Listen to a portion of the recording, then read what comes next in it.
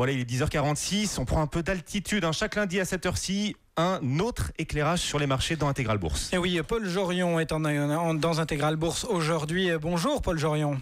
Bonjour. Alors on vous retrouve désormais tous les lundis. Vous êtes, pour qu'on se rappelle un petit peu tout cela, l'un des tout premiers économistes à avoir prévu cette fameuse crise dite des subprimes. Vous y avez d'ailleurs consacré un livre dès 2004-2005 et aujourd'hui, vous tenez le blog pauljorion.com. Alors Paul, l'un des grands enjeux de cette semaine sera le G20 et aussi la question des bonus, on l'a bien compris. Les États-Unis, notamment ce matin, ont dévoilé une partie de leur jeu puisque c'est à la Fed que reviendrait le mauvais rôle, celui de contrôler ces fameux bonus.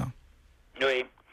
À la veille du G20, qui débute, comme vous l'avez rappelé, vendredi, à Pittsburgh, Pennsylvania, comme on dit aux États-Unis, on a du mal à s'accorder au niveau international sur le plafonnement du bonus des traders. Et effectivement, on a entendu ça hier, c'est la Fed qui devra jouer ce très mauvais rôle aux États-Unis sur le revenu des traders et sur les revenus dans la finance en général, bien entendu. Bon.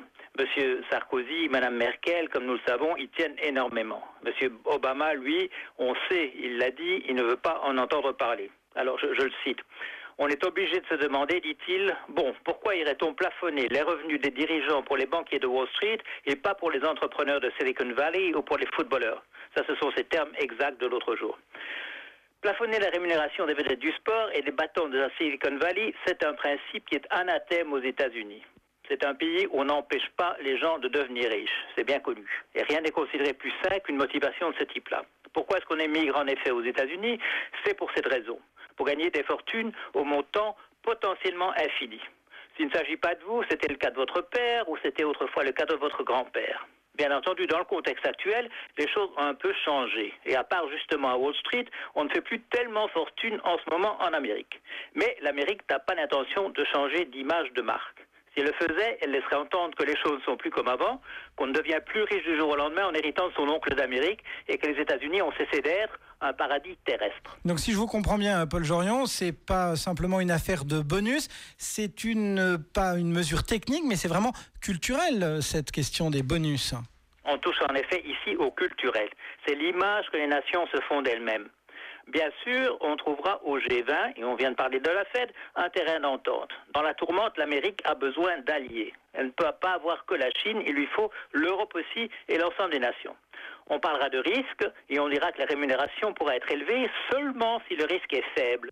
On éliminera les bonus garantis à l'avance, c'est-à-dire qu'ils sont indépendants des résultats, et on imposera des limites au court-termisme en calculant le bonus sur un certain nombre d'années et en introduisant ce qu'on appelle des clauses de clawback, c'est-à-dire des recours en cas de perte par la suite. Mais c'est peut-être là que réside l'astuce. Un bonus, après tout, ce n'est rien d'autre qu'une commission. Plus le gain est élevé, plus le bonus est élevé, au prorata. Mais peut-on vraiment imaginer que le gain puisse être faramineux sans que le risque lui soit aussi colossal? Si oui, il y aurait certainement anguille sous roche.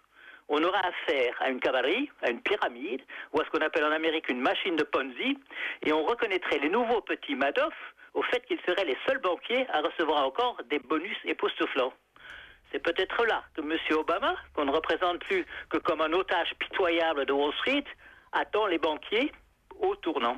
Eh bien, on va méditer tout cela. Merci, Paul Jorion.